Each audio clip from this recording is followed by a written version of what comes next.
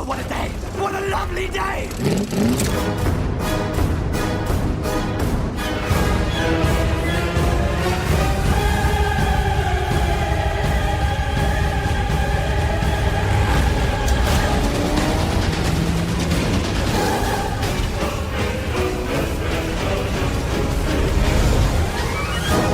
Welcome to the Mad Max Minute Podcast, the daily podcast where we break down Mad Max 1 minute at a time. I'm Rick. I'm Julia. And today we are talking about Minute 1 of Mad Max. This is the flagship episode of our Minute by Minute podcast. Minute 1 begins with production logos and it ends with an establishing shot of the decrepit halls of justice. Right off the bat, this is a CinemaSins moment. We have 20 seconds of logos for only 2 logos. Now, I know this is 1979 when they're making this, and the MGM logo, you have the roaring lion, it takes a while. The, what's the other one? American International. Yeah, that one is, it's kind of a boring logo. You looked up a bunch of stuff about American International, right? I did.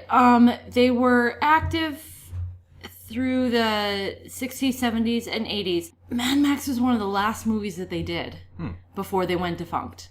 And they specialized in doing independent, low-budget movies. And they originally released this movie to America, dubbed by American actors. I imagine that sounded terrible. Well, they did it because, and they have a point, I watched side-by-side comparisons. They did it because the sound in the original version wasn't that great. Which, by the way, we are watching the original version with the not great sound. In fact, I didn't notice until after I watched the side-by-side that, yeah, sometimes the sound doesn't really line up that great. There's one particular, I think it's in minute 3, where Roop is laughing.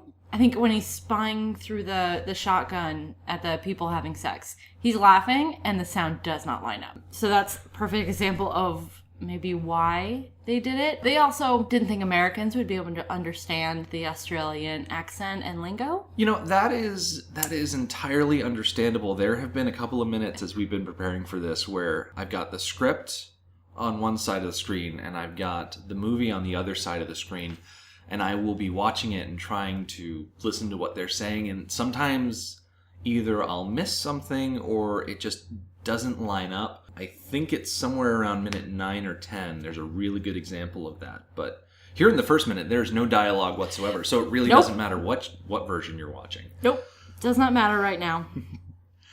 So after the production logos, you get the production company, Kennedy Miller, which is a combination of Byron Kennedy, who was the producer for the film, and George Miller, who was, of course, the director.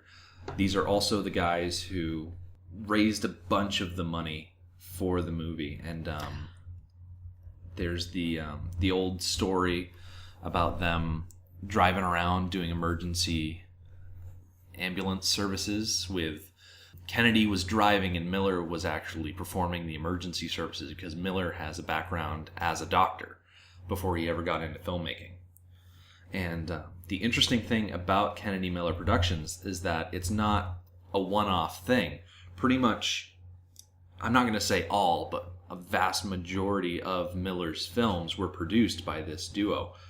They have 27 films in their filmography. 26 of those have actually been released, and one is slated to come out later, which is actually the follow-up to Mad Max Fury Road. They had one release before Mad Max entitled The Devil in Evening Dress, which was produced in 1974, but I will be damned if I could find anything about The Devil in Evening Dress. There is very little on the internet that I was able to scrounge up. But outside of the Mad Max series, Kennedy Miller also produced The Witches of Eastwick, which is the Jack Nicholson movie with... Is it Michelle Pfeiffer? Michelle Pfeiffer, Cher is in it. It's a comedy about witches and the devil, and it's actually really good. I haven't seen it. Maybe we should watch it. Yeah, we should definitely watch it. And then, of course, Happy Feet, Babe, Pig in the City, those kid movies and whatnot. And I think everybody always gets a kick out of the fact that he went from these ultra-violent Mad Max movies to these super cutesy kids movies. Yeah. After you see Kennedy Miller Productions. It lists the top 6 billed actors in the movie. I looked up on IMDb each one of these actors between, Mel Gibson, Joanne Samuel, Hugh Keys Burns, Steve Bisley, Tim Burns, and Roger Ward. And of those 6 actors, only Tim Burns is the one that's not currently working. They're all doing television or working behind the camera. This was not the absolute first thing that each one of them had done, but it's definitely not the last. I mean, Tim Burns, I think the last entry in IMDb he logged was back in 1995, so he was still working a good 20 some odd years later. I'm glad to see that most of them continued acting. It's kind of I like to see a movie that pulls local actors and they were able to build a career off of that.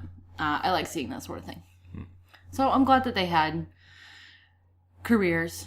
So one of the things that stands out about Mad Max and really shows off the low-budget nature of the movie is the fact that the opening credits are just plain white text on a black background. But I really like the look of the actual Mad Max logo. I mean, yeah, it flies in on white text, but then it switches over to that chrome look with the grill and lightning bolts behind it. And I'm kind of a sucker for 80s schlock and cheese and things like that, and that's probably classic late 70s, early 80s. Oh yeah, I appreciate that they used their graphic design budget on the logo rather than the credits. Mm-hmm. The actors can speak for themselves. They're gonna show us what they can do over the next 90 minutes. But that logo is quite fantastic. After the main title, we get the screenplay, we get the photography, art direction, editor. Do you have anything for those? I didn't. And now I'm curious if any of those behind the scenes people continue to work with the Kennedy Miller production, if they were involved in any of his other projects. And it didn't occur to me to look that up. I feel like it's a pretty good chance. I mean, if you find a good group of people to work with, chances are you stick with them. You're going to stick with them. Especially, by all accounts, this was not the easiest film to make. Yeah. There was a lot of DIY. There was a lot of sacrificing of safety measures. Mm-hmm. So if you find people that are willing to work with that and to push the boundaries of what can be done on such a small budget, go for it. Mm-hmm. Well, I know there was at least one person that actually did continue working on the Mad Max series of films, and that's the composer, Brian May. He did the music for Mad Max, and he actually came back and did the music for Mad Max The Road Warrior as well. Okay, that's nice. I feel like a composer carrying over from film to film is really handy when you're doing sequels to tie everything together. You get the feel, the emotions that just listening to the music conjures for you. It connects you from one film to another. Star Wars, of course, being a classic example of that. Yeah, pretty much anything John Williams does instantly turns iconic. The interesting thing about the music in this movie is that I didn't remember how heavily it leans on that late 70s vibe, Yeah, I think we think of Mad Max as 80s. Yeah. And the original Mad Max was made in the 70s. Yeah. It was released in Australia in 79, in America in 80. So it is a 70s film. Yeah, and it's incredibly orchestral. It's not It's not something that's super synthy or something that's super rocky. Like when you think of the music in the Mad Max series, obviously your mind is instantly going to go to Fury Road. And Fury Road had an amazing soundtrack with the electric guitar, the Doof Warrior up on his big truck, ripping out riffs like that. And you've got the giant drums on the back of that wagon. I mean, it's got a very grandiose feel to it. And when you come back to Mad Max, everything seems like, they still bust out the percussion, but it just seems a bit more subdued. And you'll definitely hear it if you start listening to some of the slower scenes where it gets really soft, as opposed to the really hard thumping soundtrack that you would expect from a chase movie. Yeah, I agree. The last shot of the minute that we get is an establishing shot of the halls of justice. And we'll see in minute 2 that this is just a quick thing. But I was curious about the physical halls of justice and their location. Because I believe the halls of justice, the location for the halls of justice, has been renovated over the years. It does not look today how it looked back in 1979, because that location in Melbourne, Australia, is actually now a place called ScienceWorks, which is a family-focused science and technology center featuring changing interactive exhibits and a planetarium. Oh, that sounds like fun. Yeah. It sounds especially fun because it would be a fun place to visit, not just for people who are nostalgic about the film, but for people who are actually like want something to do. Yeah. I love planetariums. I was thinking the other day we should go to the planetarium. What do you think, Kristen McAuliffe? Yeah. That one? Yeah, we haven't been there It's been a long time. since we were dating. I don't think we've been to the planetarium since we were dating. Well, in our defense, how different do planetariums get? Well, not at all. I mean, I'd much rather go down to the one in Boston, because you Get at a least- different show. Yeah, you're in Boston. Yeah. It's only saying you're in Boston. I've got a little bit of information about money. The budget. I found wide-ranging numbers, anywhere between $200,000 to $350,000. And it wasn't exactly clear if that was Australian dollars or American dollars, so perhaps that explains the discrepancy in the amounts. But best case scenario I found was $350,000, and that's not a lot of money. No. That is minuscule. And as we go throughout these minutes, we're going to have lots and lots of stories about ways that they shot a particular scene on low budget. And there's one scene where the actor looks really rushed doing what he's doing because they didn't have permits to be there. Yeah. So they set up their equipment, did the scene as fast as they could, and got out of there. And that's throughout the whole movie because they had no money. Mm-hmm. The fact that they produced a movie at all on that budget is phenomenal. The fact that it turned out to be a great movie, just wonderful. Wonderful for us. I did gross worldwide $100 million. So that is quite the return on their investment. I'm sure that Kennedy and Miller were quite happy just to have made the film and to put it out, considering it was their own money. But to turn around and make $100 million is, pretty awesome. So, of course, it sparked sequels. They did hold the Guinness World Record for most profitable independent film from 1980 to 1999. Ooh. That's 20 years. Yeah. 20 years most profitable independent film, and that's basing gross versus cost. Mm-hmm. So it's a percentage. Yeah. They were dethroned by Blair Witch Project. Yeah. Which was, at the time, I'm sure it was quite predictable once Blair Witch Project kind of showed what it could do. Yeah. Yeah. We're not going to do Blair Witch Minute. No. I've actually never seen it. I don't like movies that make me afraid to go to bed. You know how in the first Harry Potter and the Deathly Hallows Part 1, they have that extended camping montage of them just wandering through the woods? Imagine that, but with no budget, starring amateur actors in the woods of, New Jersey. I don't know, you had me till New Jersey. Yeah. I love to camp, and I love to be outside, and I don't want that ruined for me. That's very fair. Yep. I pulled a bunch of information about the development of the film from Wikipedia because, I'm using other people's work to benefit myself. I actually have a couple of bits of IMDb trivia. The first being that Mad Max, this first movie, is the only one in the series not to contain narration. Because in all of the other movies, you either begin or end the movie with narration.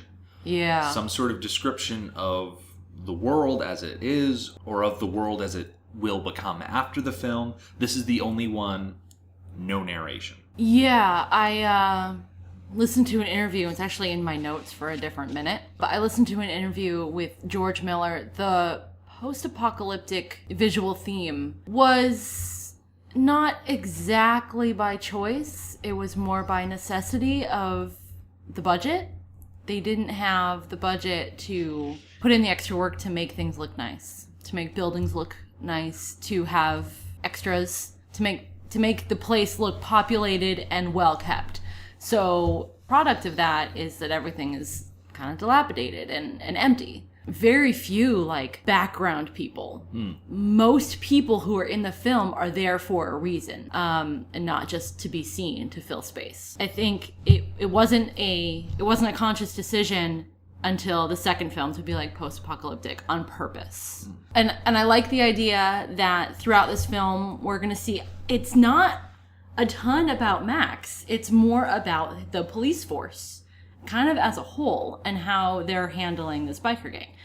It's not till the very end that we get Mad Max, that Mad Max as a person is created. We cross this line near the end of this film that we can't go back from. And we just continue forward on that vein with the rest of the movies. That Mad Max is getting more and more mad as the world is getting more and more mad. Speaking of that post-apocalyptic setting, another bit of IMDb trivia states that George Miller was inspired by another post-apocalyptic movie from 1975 called A Boy and His Dog, which I think you see that influence a bit more for The Road Warrior, because A Boy and His Dog is obviously, like I said, post-apocalyptic movie about a kid wandering the post-apocalyptic wasteland with his psychic talking dog, and it's kind of their misadventures. It's not a good film. Uh-huh. The main character makes a bunch of decisions that are bad. And so it's not like he followed the direct example of that movie, but there were like probably motifs that he was able to pull. Yeah, it does sound like Road Warrior. Yeah. So going back into the development that I was talking about. So George Miller, as I mentioned when they were trying to raise money, he was trained as a medical doctor in Sydney, and he worked in an emergency room where he saw a lot of injuries and, road vehicle accidents. And in fact, because of the fast-wheeling car culture of Sydney where he grew up, and especially around rural Queensland, he lost 3 different friends in auto accidents growing up. So he's no stranger to losing people to auto accidents. That's interesting because there were only 2 countries where this film was banned.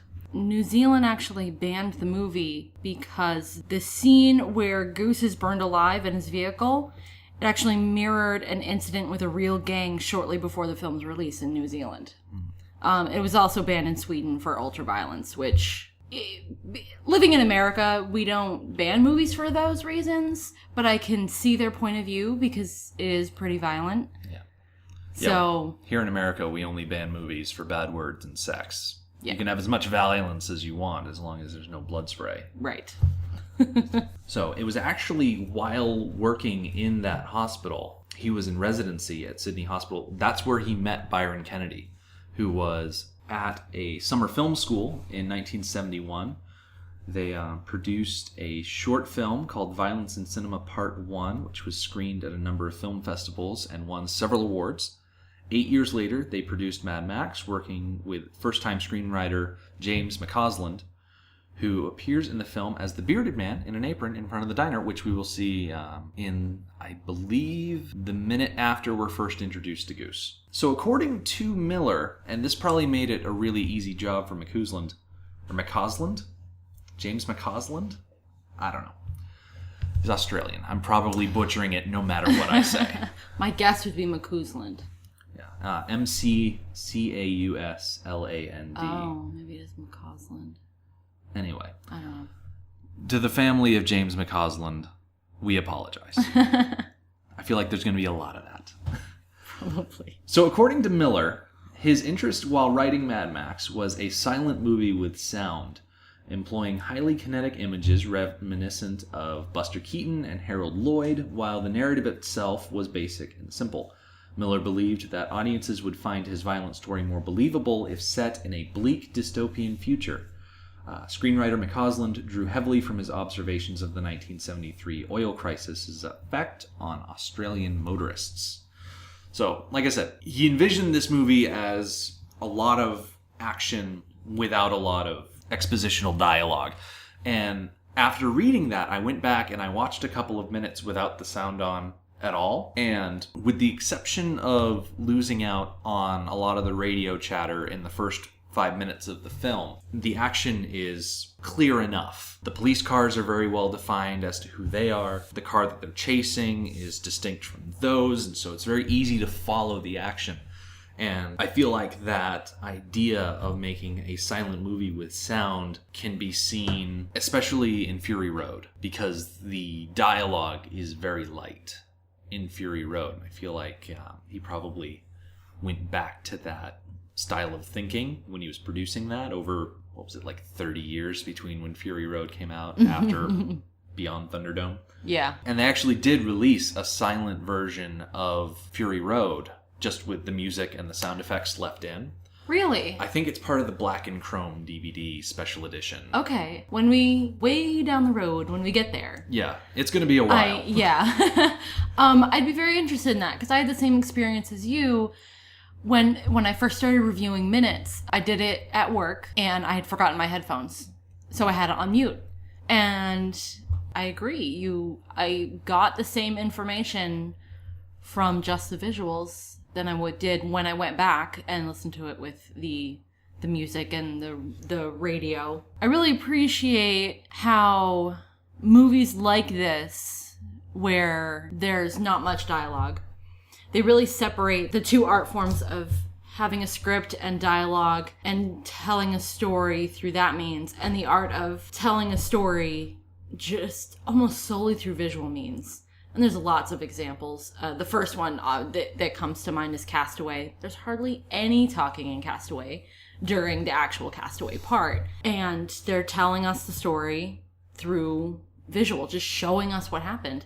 And George Miller does a fantastic job of helping us understand, like you said, with the visual differences between the cars, visual differences between the people driving them. Knight Rider looks very different than any of the cops. And it's very plain to see and easy to read. I've got a bunch of notes on casting, but we can save that for when we actually see people. Yeah. I actually don't have any more notes. So I think this is a good place to wrap up minute one. There wasn't a lot of meaty content in this first minute, but we certainly got into a lot of the behind-the-scenes information. So join us tomorrow for minute 2 of the Mad Max Minute podcast. If you'd like to keep up with us, we have a website, madmaxminute.com.